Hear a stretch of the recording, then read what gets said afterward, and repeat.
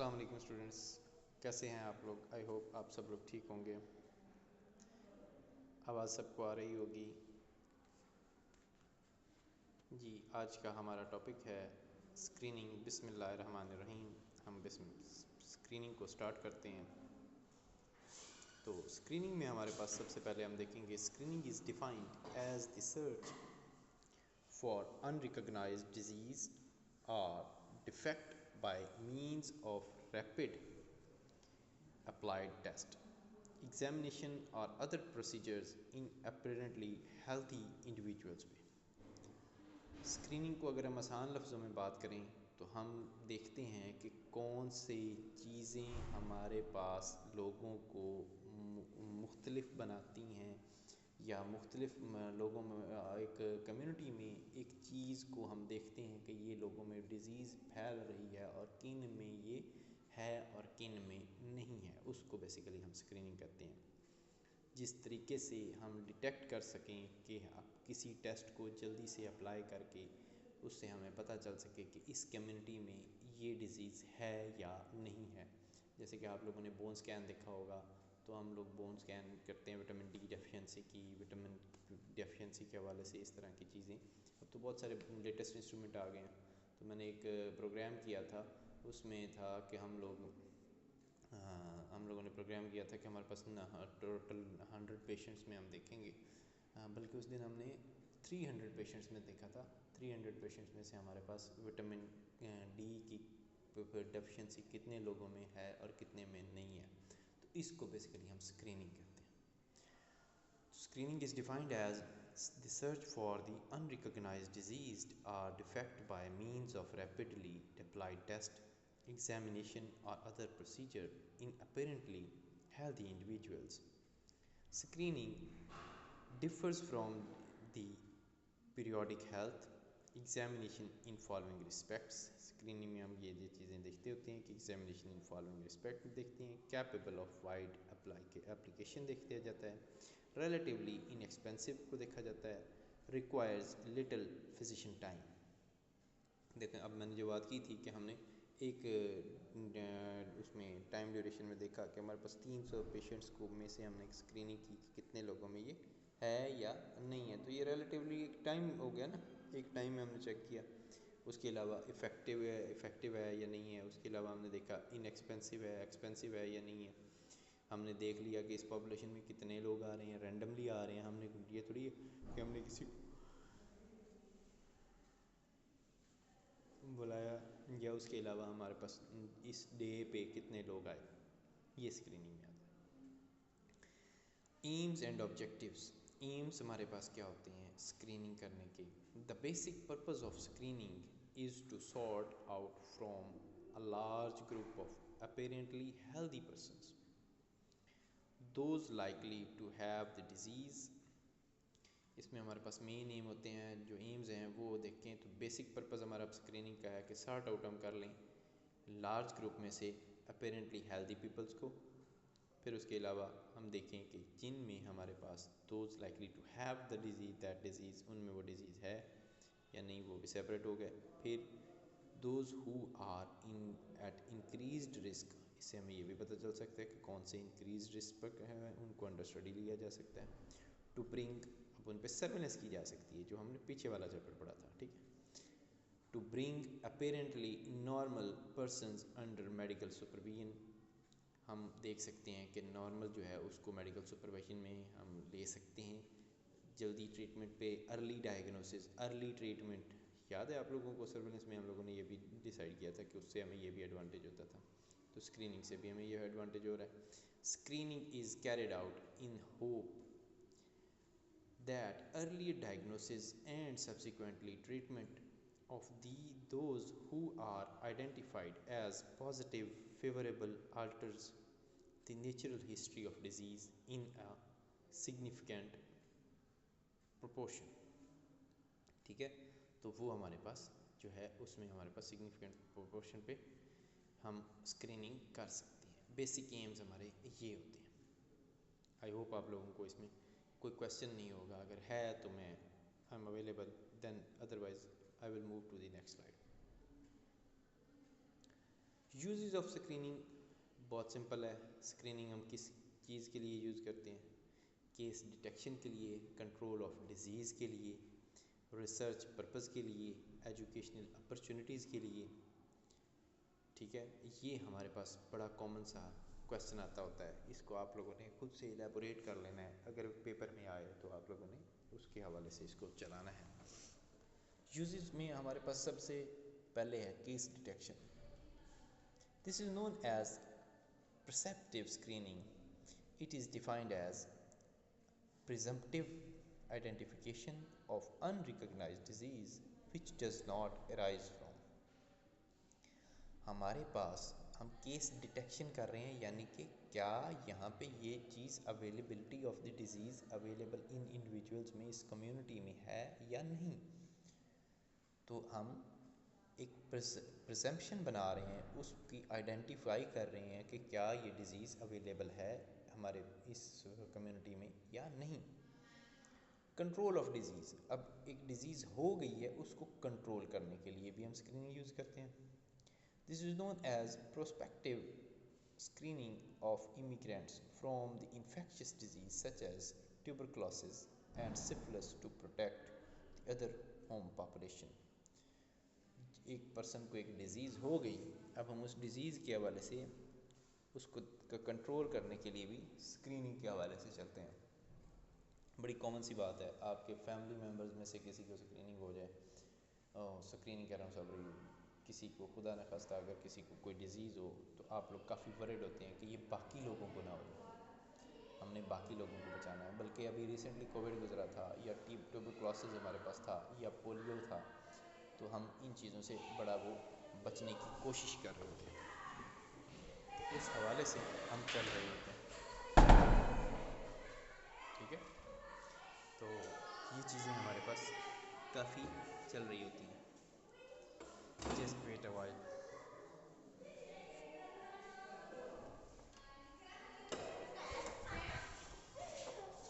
बच्चे ब्रेक आप लोगों को है, लेकिन मैं यहाँ पे क्लास ले रहा हूँ, कुछ ध्यान करें आप लोग, या नीचे जाके आप लोग अपनी ब्रेक एंजॉय करें।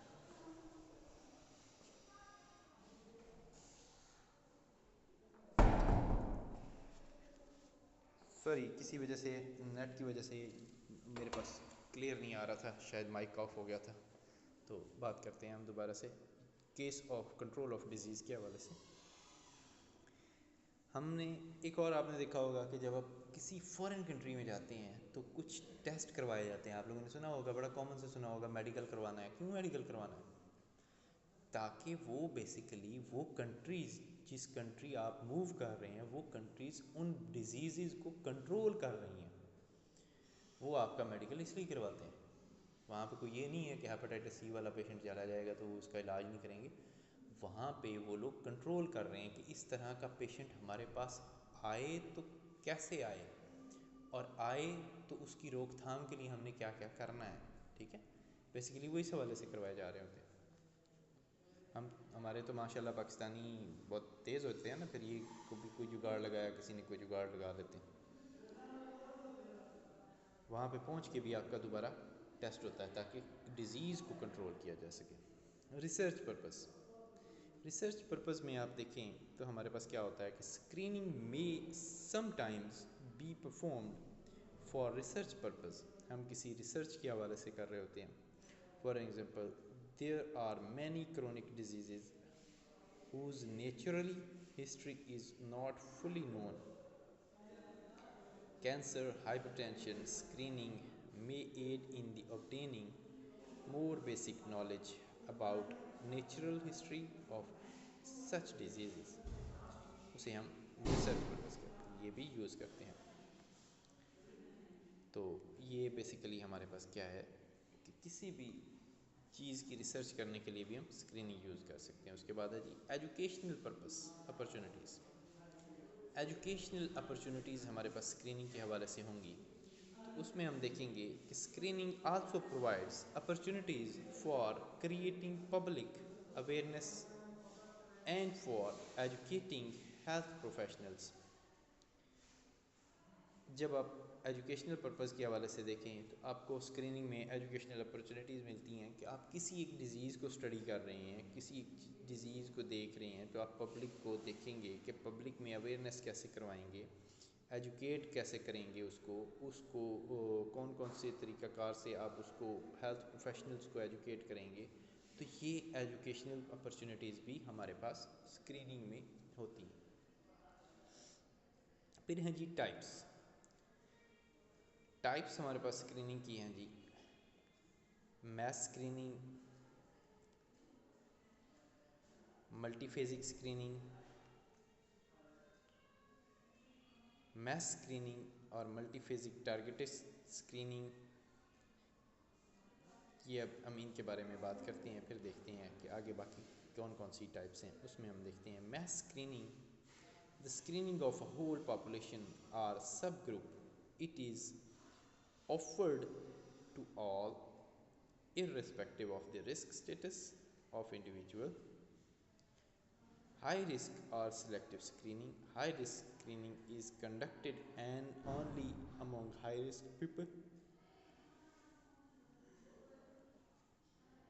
मल्टीफेजिक स्क्रीनिंग, जबकि मैस स्क्रीनिंग बेसिकली हम पूरी पॉपुलेशन की स्क्रीनिंग कर रहे हैं, उसमें से कुछ सब ग्रुप की भी स्क्रीनिंग हम कर सकते हैं। मसलन आप पूरे कॉलेज की स्क्रीनिंग कर लेते हैं, या आप पूरे मुल्तान की स्क्रीनिंग कर लेते हैं, या आप उसमें से किसी एक टाउन की स्क्रीनिंग कर लेते हैं। जैसे आपके पास THA, बेटे आपका माइक ऑन है, काइंडली माइक आप लोग अपने ऑफ रखा करें जी।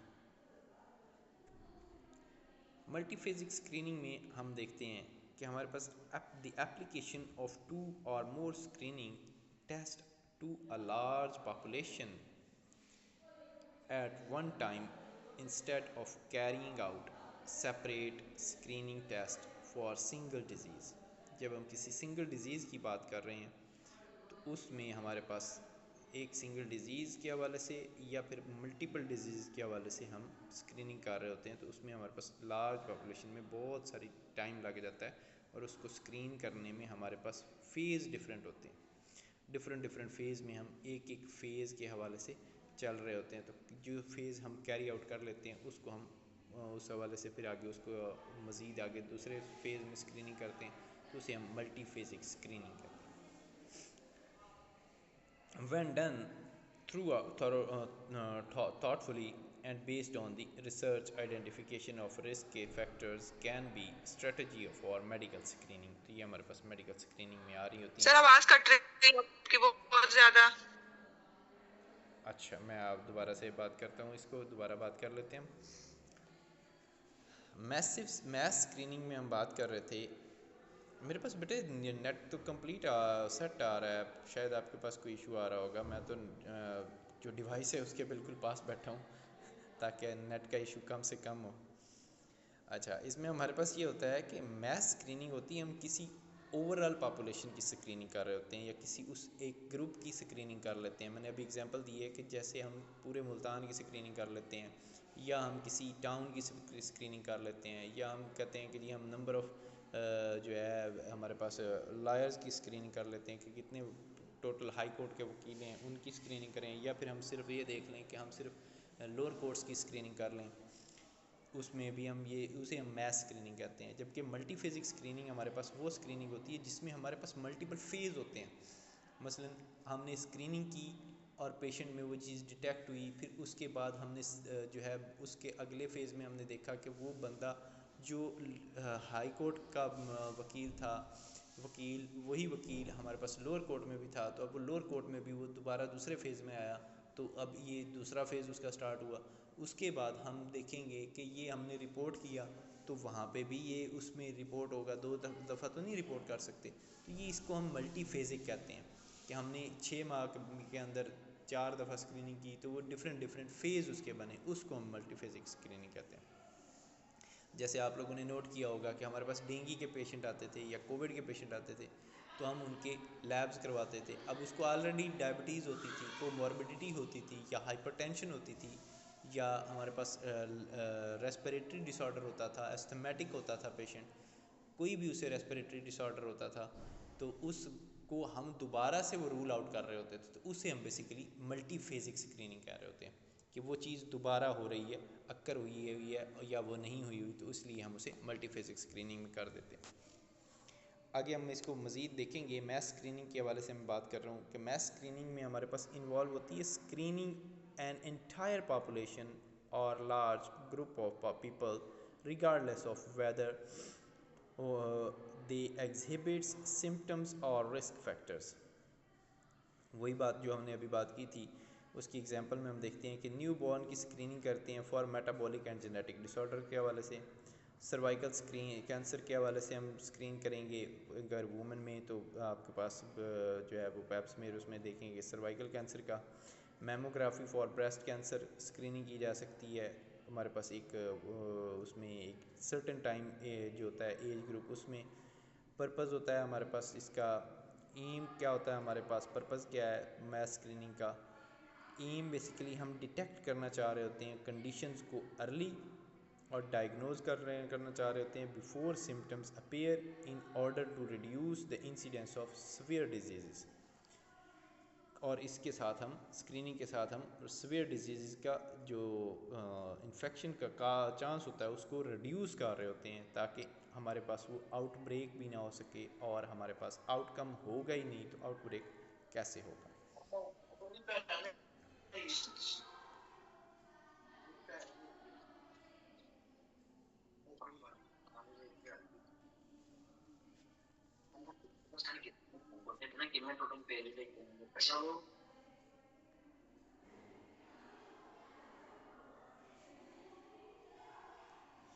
जी, उसके बाद है हमारे पास टारगेटेड स्क्रीनिंग। टारगेटेड स्क्रीनिंग में हमारे पास सिलेक्टिव स्क्रीनिंग होती है। बेसिकली हम उसमें देख रहे होते हैं कि हमने एक हवाले से किसी एक पोर्शन को हमने टारगेट किया। मसलन हमने टारगेट कर लिया, जैसे हम बात कर रहे थे अभी, मैंने लायर्स की एग्जांपल दी थी अभी रिसेंटली एक्चुअली इनका कोई इलेक्शन हुआ था, तो उस हवाले से मैं देख रहा था, इसलिए वह हमारे पास निस्तर के पास ही है हाई कोर्ट, तो इसलिए उससे मुझे वो याद आ गया, मैंने कहा यही बात एग्जांपल दे लेते हैं।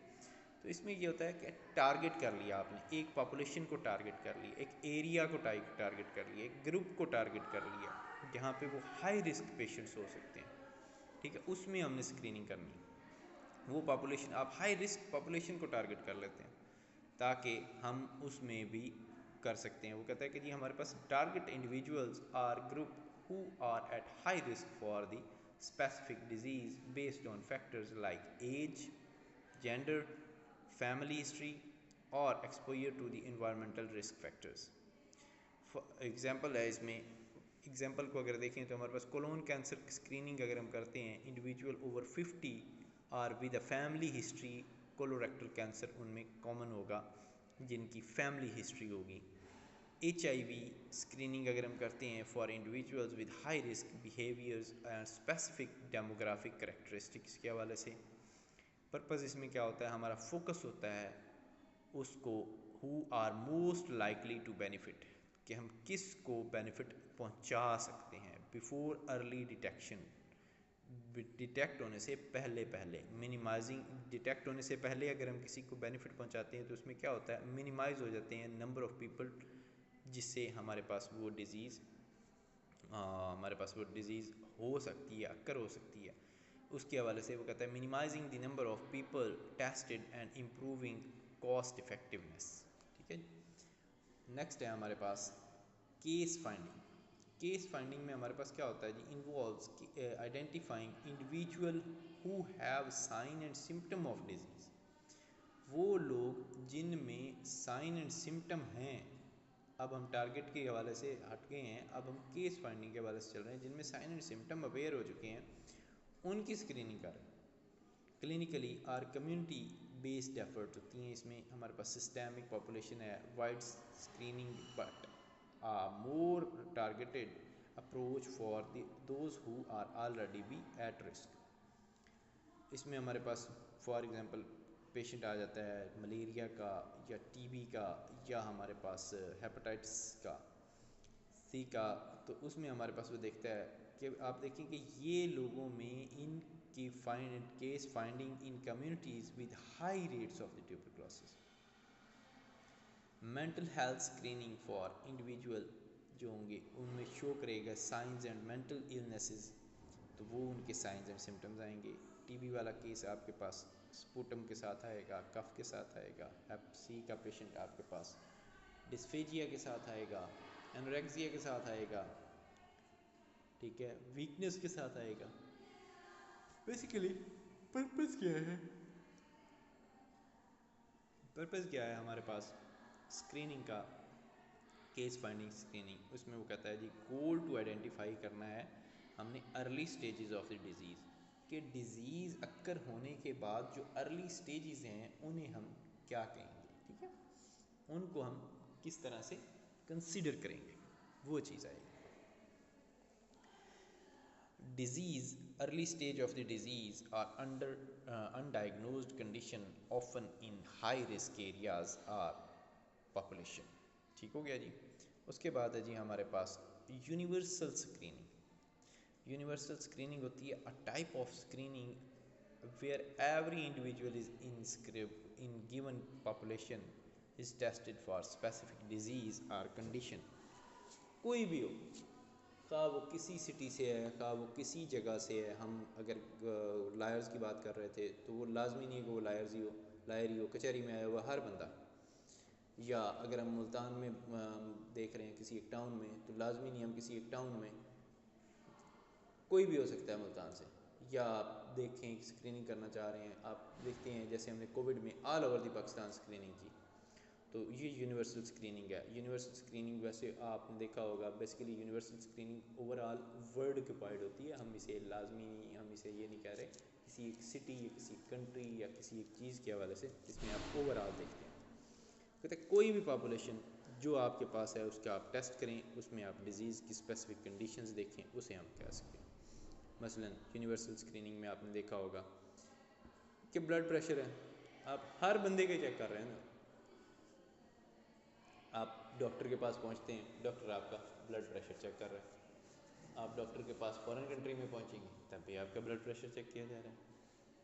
कहीं पे भी ऐसा नहीं है जिसको हम स्किप कर रहे हैं, तो आप स्क्रीनिंग कर रहे हैं universally all over the world के नंबर ऑफ बीपी पेशेंट्स हमारे पास कितने हो रहे हैं, तो ये यूनिवर्सल स्क्रीनिंग में आ जाएगा। हेयरिंग स्क्रीनिंग फॉर न्यूबॉर्न्स, आप देखें कि कोई भी बच्चा जब डिलीवर होता है तो उसका हेयरिंग टेस्ट किया जाता है, ठीक है, वो सारी चीज़ें, वो भी कोई भी बच्चा उससे मिस नहीं है, हेयरिंग स्क्रीनिंग भी हो रही होती है।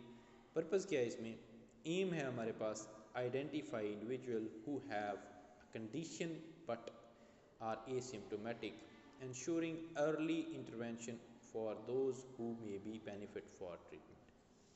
अर्ली डिटेक्शन के हवाले से हमारा इसमें भी एम है कि हमारे पास अर्ली डिटेक्शन हो जाए ताकि हम डिज़ीज़ के स्प्रेड होने से पहले हम उसकी रोकथाम कर सकें, उसे यूनिवर्सल स्क्रीनिंग में हम कंसिडर करते हैं। उसके बाद है मल्टी फेजिक स्क्रीनिंग। ये हम टाइप्स ऑफ स्क्रीनिंग कर रहे थे, तो पांचवी टाइप जो आती है वो हमारे पास मल्टी फेजिक आती है। डेफिनेशन इसमें देखें कि हमने अभी डिसाइड किया था कि approach, comprehensive approach where multiple phase tests for different disease are conducted at the same time or in the same screening session। कि हमारे पास, मैंने अभी बताया था कि हमारे पास कोविड का पेशेंट आया है, हम उसका कोविड का तो टेस्ट करवाएंगे, साथ में हम कौन सा पेशेंट का टेस्ट करवाते होते थे, हम उसका कार्डिक प्रोफाइल करवाते थे, हम उसकी लिपिड प्रोफाइल करवाते थे, हम उसके CBC करवाते थे, हम उसके जो है उसकी बेसलाइंस करवाते होते थे, जिसमें serum electrolyte, renal parameters, LFTs, RBS, CBC, ये सारी चीज़ें हम उसमें करवाया करते थे। अब साथ में हम जो था वो HbA1c नहीं करवाते थे, हम उसकी शुगर टेस्ट करवाते थे। तो अब हम ये सारी चीज़ें देख रहे होते हैं, कार्डिक प्रोफाइल करवा रहे होते हैं, CPK, CKMB, ये सारी चीज़ें हम अदर डिजीज़ को डायग्नोज करने के लिए कि इसको कोई साथ में कोमॉर्बिडिटी तो नहीं है, तो ये मल्टी फेजिक स्क्रीनिंग में आ जाएगा कि एक पर्सन को आपने एक चीज़ के हवाले से टेस्ट किया, फिर आप दूसरी चीज़ के हवाले से टेस्ट कर रहे हैं, फिर आप तीसरी चीज़ के हवाले से टेस्ट कर रहे हैं। मैंने कोविड की एग्जांपल इसलिए देता हूँ क्योंकि ये रिसेंटली वर्ल्ड वाइड रहा है, हर बंदे को इसकी आसानी से समझ आ सकती है। वैसे आजकल बहुत कॉमन है, डेंगू या मलेरिया आजकल कॉमन होता जा रहा है, तो ये चीज़ें हमारे पास बहुत ज़्यादा जो है इंटरवीन कर रही हैं। उसमें हमारे पास मल्टीफेजिक में आपने देखा होगा कि आप फीवर के साथ पहुँचे हैं तो डॉक्टर आपका क्या क्या टेस्ट करवा रहा है। मैंने कल के लेक्चर में भी यही कहा था कि डॉक्टर के ऊपर हम ब्लेम करते हैं कि डॉक्टर जो है वो टेस्ट करवाता है क्योंकि इसको शेयर मिल रहा होता है, लेकिन ऐसा नहीं होता। वो अपने डायग्नोसिस को कंफर्म कर रहा होता है कि किस ट्रेंड में मैंने लेके चलना है। ठीक है, तो ये चीज़ें हैं। स्क्रीनिंग प्रोग्राम, इसके एग्जांपल अब देखें। Screening programme that combines test for cancer, diabetes, cholesterol level and blood pressure. Purpose क्या होता है जी? हमारे पास प्रोवाइड करता है हमें broad assessment of an individual's health, often used in large scale health surveys और प्रिवेंटिव हेल्थ प्रोग्राम्स। ठीक हो गया जी, ये मल्टीफेजिक स्क्रीनिंग में आ जाता है। 6 सर्विलेंस स्क्रीनिंग आ जाती है। सर्विलेंस स्क्रीनिंग, सर्विलेंस हमने पूरा चैप्टर पढ़ा है, अब ये सर्विलेंस इसमें सिंपल सर्विलेंस आ रही है स्क्रीनिंग के हवाले से। Surveillance continuous systematic screening of a population to monitor for the emergence of disease or health related conditions over time, उसको हम कहते हैं सर्विलेंस स्क्रीनिंग। एग्जाम्पल में आप देखें तो फ्लू सर्विलेंस है, regular reporting influenza cases in the certain population, cancer registry की स्क्रीनिंग है to track the incidence of various cancer in the population. Purpose क्या होता है इसमें? हमारे पास यूज़ करते हैं हम to track trends of in disease, कि कौन सा ट्रेंड चल रहा है डिज़ीज़ में अकरेंस का, एंड आइडेंटिफाई पोटेंशियल आउटब्रेक को एमर्जिंग हेल्थ इश्यूज से कैसे हम इसको आउटब्रेक से इमर्ज होने से रोक सकते हैं। 7th पे आ जाता है जी हमारे पास स्क्रीनिंग फॉर रिस्क फैक्टर्स। हम स्क्रीनिंग फॉर रिस्क फैक्टर्स क्या क्या हो सकते हैं जी हमारे पास? Screening individuals for factors that might predispose them to specific disease। हम उनको specific disease के हवाले से चला रहे होते हैं। Even if they do not have the disease itself, even though उनमें वो disease नहीं है, risk factor तो है, ठीक है, वो disease नहीं होती। मसलन फैमिली हिस्ट्री हो सकती है, मसलन स्मोकिंग वाला लंग कैंसर हो सकता है, लेकिन अब उसे नहीं हुआ तो हम रिस्क फैक्टर तो है ना स्मोकिंग। ठीक है, स्मोकिंग है, उसके अलावा स्मोकिंग या डायबिटिक है तो हम ये भी देख कहते हैं कि इसको कोरोनरी हार्ट डिजीज़ भी हो सकती है। ये रिस्क फैक्टर्स हैं ना बेसिकली। हमारे पास डिफरेंट कोमॉर्बिडिटीज़ जो होती हैं वो हमारे पास रिस्क फैक्टर्स होते हैं। Example, screening for high cholesterol as a risk factor for cardiovascular disease. जैसे हम अभी बात कर रहे थे, डायबिटीज़ है, कोलेस्ट्रॉल है, तो ये हमारे पास का कोलेस्ट्रॉल उसका कार्डियोवास्कुलर डिजीज़ हो सकती है उसको।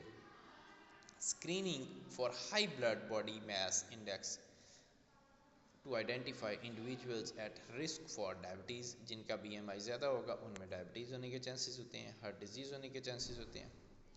पर्पज़ क्या होता है स्क्रीनिंग फॉर रिस्क फैक्टर्स का?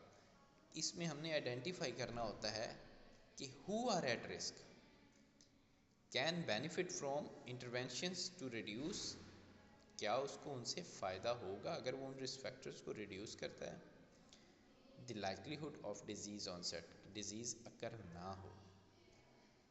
नेक्स्ट हमारे पास आता है जी इम्पोर्टेंस ऑफ स्क्रीनिंग। क्या होता है जी? इम्पोर्टेंस ऑफ स्क्रीनिंग है, screening plays a critical role in public health and disease prevention by identifying an individual who have a specific condition or risk factors before symptoms arise। Screening का importance हमें मालूम हुई कि हम क्यों करते हैं, ताकि हम उसको किसी इंडिविजुअल में, किसी पॉपुलेशन में हम एक डिज़ीज़ के अक्कर होने से पहले अर्ली डिटेक्शन कर सकें, इससे पहले कि उसके सिम्टम्स अपीयर हों, इससे पहले कि वो डिज़ीज़ अक्कर हो, इससे पहले कि वो आउटब्रेक हो। उस चीज़ को रोकथाम के लिए हम स्क्रीनिंग करते हैं। तो पब्लिक हेल्थ में ये इसका क्रिटिकल रोल है। अर्ली डिटेक्शन ऑफ डिज़ीज़ क्या होता है जी? हमने ये बात पहले की थी। अर्ली डिटेक्शन ऑफ डिज़ीज़ के बेनिफिट्स क्या हैं? अर्ली डिटेक्शन ऑफ डिज़ीज़ में हमारे पास बेनिफिट्स हैं। Screening helps to detect disease or conditions in their early stage when they are more treatable and manageable early. क्या बेनिफिट हो गया हमें? एक तो बेनिफिट हमें ये मिला कि अर्ली स्टेज पे हम कंडीशन का पता चल जाएगा, वहाँ पे वो ट्रीटेबल होगा और मैनेजेबल होगा। और क्या होगा जी? Early detection often lead to better outcome, उसका आउटकम हमारे पास डिजीज़ का अच्छा होगा, such as higher survival rate होगा, रिड्यूस हो जाएगा मॉर्बिडिटी कम होती जाएगी। मॉर्बिडिटी मॉर्टेलिटी वाले चैप्टर में हमने डिस्कस की थी। Example, early detection of breast cancer through mammography can lead to more effective treatment and a better prognosis. ठीक हो गया जी? इससे आपको आइडिया हो गया होगा कि हम मैमोग्राफी करवाते हैं ब्रेस्ट कैंसर में तो उससे हम इफ़ेक्टिव ट्रीटमेंट ले सकते हैं, बेटर ट्रीटमेंट, उसका इफ़ेक्टिव ट्रीटमेंट लेंगे। इफ़ेक्टिव ट्रीटमेंट से हमें क्या एडवांटेज मिलेगा कि हमारे पास डिटेक्शन अर्ली होगी तो हमारे पास बेटर प्रोग्नोसिस होगा, डिज़ीज़ के ख़त्म होने के चांसेस कम हो जाएँ, बढ़ जाएंगे, ख़त्म हो जाएगी, हमारे पास ब्रेस्ट कैंसर से रोका जा सकता है। ठीक है जी, नेक्स्ट है हमारे पास prevention and reduction of disease burden. इसका क्या बेनिफिट होगा? Prevention and reduction of disease burden हमारे पास क्या करता है जी? Benefit, some screening program can identify individuals at high risk for screening for certain conditions, enabling intervention such as lifestyle changes or preventive treatment that can reduce the likelihood of developing the disease. मसलन हमें पहला benefit तो इससे हुआ कि हमारे पास किसी भी स्क्रीनिंग प्रोग्राम से हम आइडेंटिफाई कर सकते हैं कि इंडिविजुअल्स में हाई रिस्क सर्टेन कंडीशंस कौन सी हैं, उससे हम ये मालूम कर सकते हैं कि कैसे कैसे इनको इंटरवीन किया जा सकता है, इंटरवेंशन की जा सकती है ताकि हम उसका को रिड्यूस कर सकें डेवलप होने से, डिज़ीज़ डेवलप होने से। मसलन कोलोन कैंसर स्क्रीनिंग अगर हम करते हैं तो कोलोनोस्कोपीज़ फॉर एग्जांपल अगर हम करते हैं तो वो हेल्प करती है आइडेंटिफाई प्री कैंसेरियस पॉलिप्स से that can be removed before they develop into the full blown। ठीक हो गया जी? नेक्स्ट है हमारे पास cost effective health care. Cost effective health care में हमारे पास screening can reduce overall health care cost by identifying disease early, thus preventing the need for more expensive treatment required for the advanced stage of the disease। बड़ा simple सा इसका benefit है हमारे पास कि हमारे पास जितने सोर्सेज हैं उन सोर्सेज को, उन रिसोर्सेज को यूज़ करते हुए हम कम कॉस्ट में हम इस चीज़ को मेंटेन करवा लें, तो इसका सबसे बड़ा बेनिफिट हमारे पास स्क्रीनिंग में ये आता है। इसके मदद से हम कहते हैं कि स्क्रीनिंग की मदद से रिड्यूस कर लेते हैं हम ओवरऑल हेल्थ केयर की कॉस्ट को। ठीक है, डिज़ीज़ अर्ली हमने आइडेंटिफाई कर ली, प्रिवेंट कर ली, एक्सपेंसिव ट्रीटमेंट की ज़रूरत नहीं पड़ी, तो एडवांस स्टेज तक डिज़ीज़ ही नहीं गई तो हमें एक्सपेंसिव ट्रीटमेंट की ज़रूरत ही नहीं पड़ी।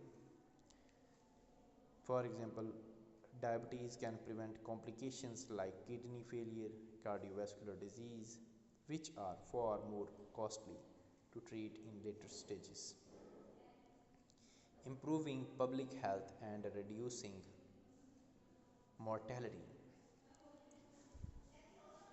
Improving benefits, mass screening program contribute to the overall health of the population by identifying at-risk individuals who can then receive timely treatment or intervention, thus reducing mortality rates for certain diseases।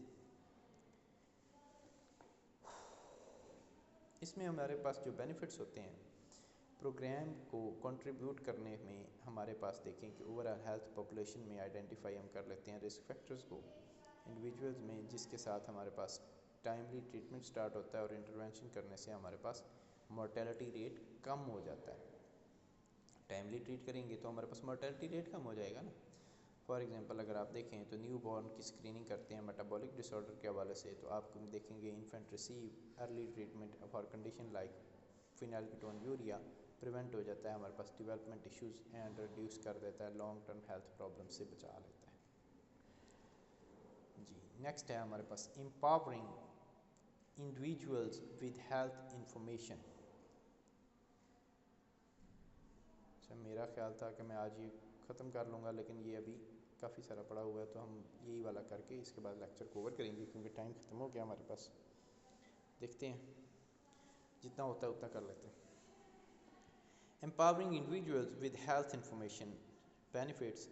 Screening empowerments individual to take control for their health by giving them the information they need to make informed decision about their lifestyle treatments or preventive measures। कहते हैं जी कि इसमें हमारे पास benefit होता है कि हम empower कर देते हैं इंडिविजुअल की हेल्थ की इंफॉर्मेशन को, तो वो ऑटोमेटिकली हमारे पास स्क्रीनिंग होनी शुरू हो जाती है और बंदा अर्ली ट्रीटमेंट की तरफ चला जाता है और डिजीज़ से बच जाता है। मसलन एम्पावर किया हमने इंडिविजुअल को to take control their health by giving them information, उसे हमने इंफॉर्मेशन दी जिससे उसका क्या होगा, इन्फॉर्म डिसीजन लेगा और वो देयर लाइफस्टाइल को ट्रीटमेंट की तरफ लेकर जाएगा और प्रिवेंटिव मेजर्स कर लेगा और बच जाएगा। तो कोलेस्ट्रॉल स्क्रीनिंग को अगर हम प्रोवाइड करें, फॉर एग्जांपल हम करते हैं कोलेस्ट्रॉल की स्क्रीनिंग प्रोवाइड्स इंडिविजुअल को वैल्यूएबल इंफॉर्मेशन, उससे हमारे पास रिस्क का किस चीज़ का कम हो जाता है, हार्ट डिजीज़ का रिस्क कम हो जाता है। Prompting them to the make dietary के हवाले से लाइफस्टाइल चेंज उसका हो जाता है, करने से बेहतर हो जाता है। अच्छा, इसकी कुछ बाकी की हमारे पास रह गई हैं, उनके हमें क्या बेनिफिट्स होंगे वो उन पे हम कल बात करेंगे। तो आज का लेक्चर हम यहीं पे वाइंड अप करते हैं, काफ़ी टाइम हो गया। तो बाकी आप लोगों का कोई क्वेश्चन है तो आई am available, otherwise lecture is over.